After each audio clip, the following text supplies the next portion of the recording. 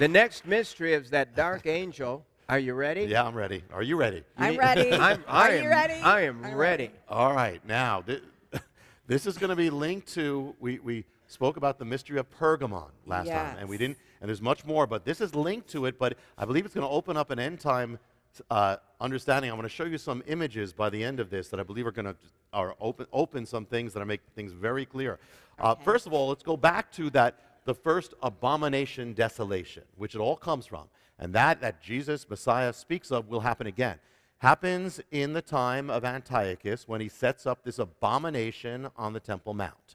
He defiles it. He slaughters a pig, sets up, what is it? He sets up an image of Zeus, remember? And it's he converts the temple from a holy temple into a pagan temple. He converts the altar from an altar of God into the altar of Zeus. So he defiles the whole thing, has a war against Israel, almost wipes them out, but like everything else, God keeps them and they prevail.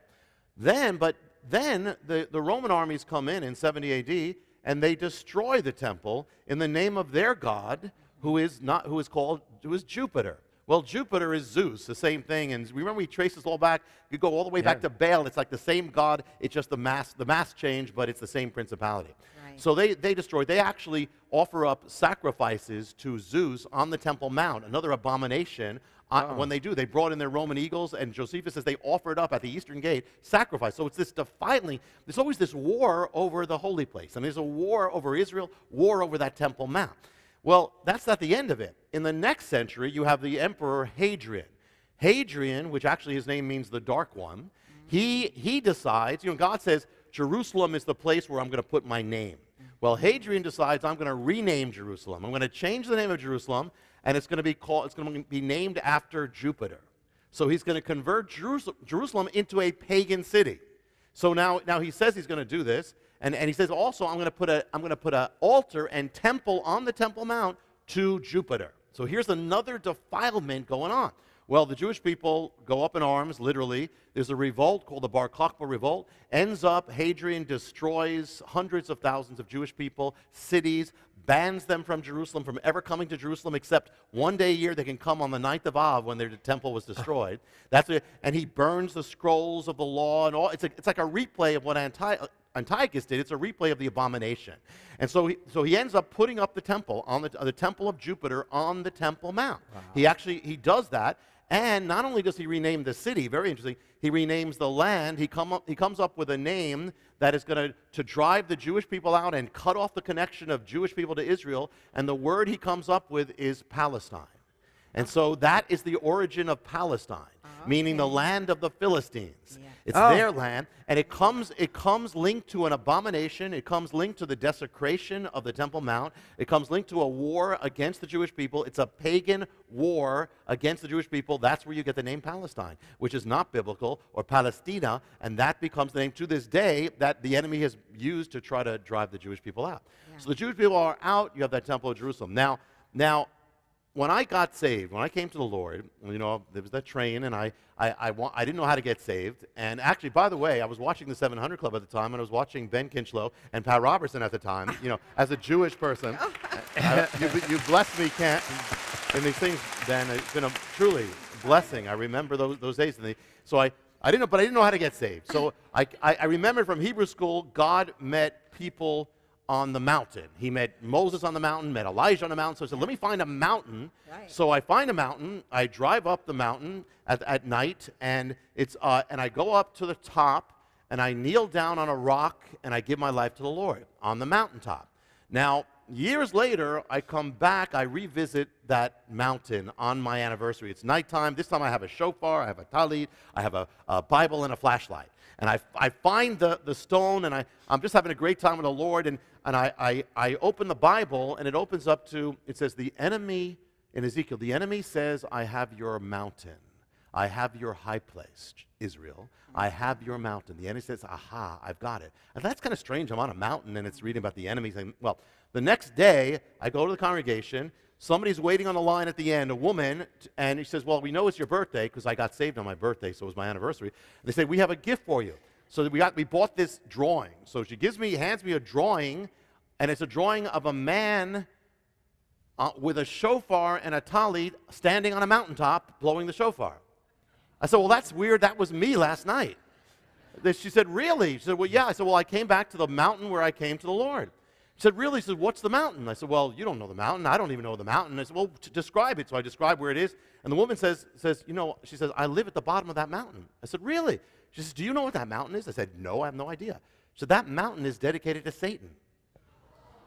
I said, well, I got saved on the top of it. She said, well, that's where they all meet. That's where they have their ceremony. I said, really? I said, well, I kneeled down on this flat rock. She said, that's your altar. I got saved on that altar, and I remember back then. I remember that at the time I looked down and I saw in graffiti on the mountain these words that made no sense, like shocking words. I couldn't understand it. It said, "No Jew shall enter these sacred grounds." And I said, who on earth would write that? I mean, Nazis or what? Satan worshipers. Satan would write that. Yes. Because for me, that was my sacred ground. That's when this Jew came to the Lord on that place. Amen. And I said, That's awesome. I love it. Yes.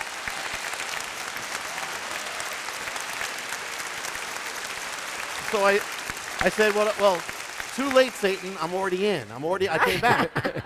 And the thing is that, and it hit me, and then it hit me that scripture. The enemy says, I have your ground, Israel. I have your high place. I have your mountain. And for 2,000 years, the enemy has been trying to prevent the Jewish people from coming to their high place, their mountain with Messiah, Calvary. Yeah.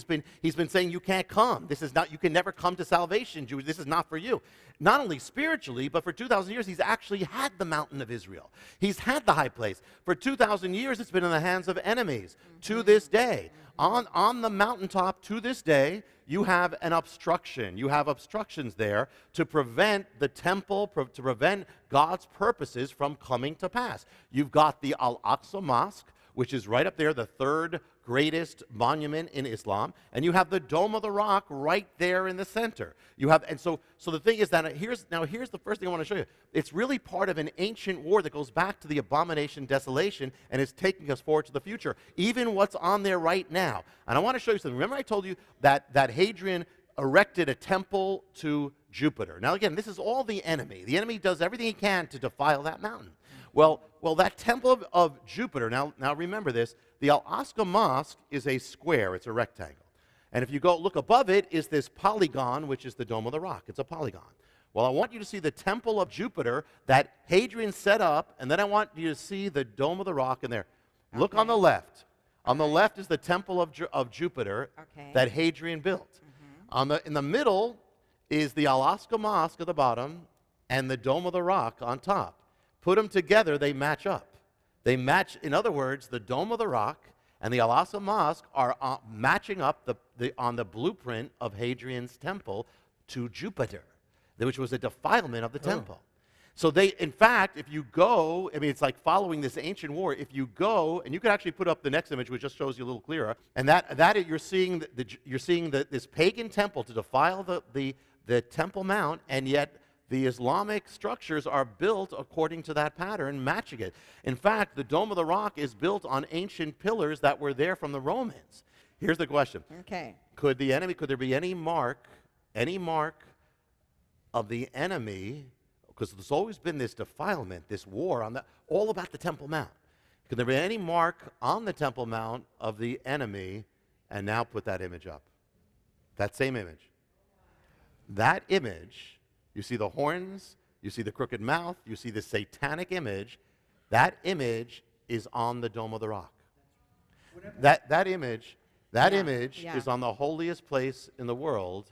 That image, the image of clearly say nobody planned it. It's just that they put the rocks and it forms that image on the Temple Mount. Now I want to show you if you're kind of people who are watching, well, that can't be on the Dome of the Rock. Show the next image, which will actually show you the Dome of the Rock, and there it is. Yeah. There it is.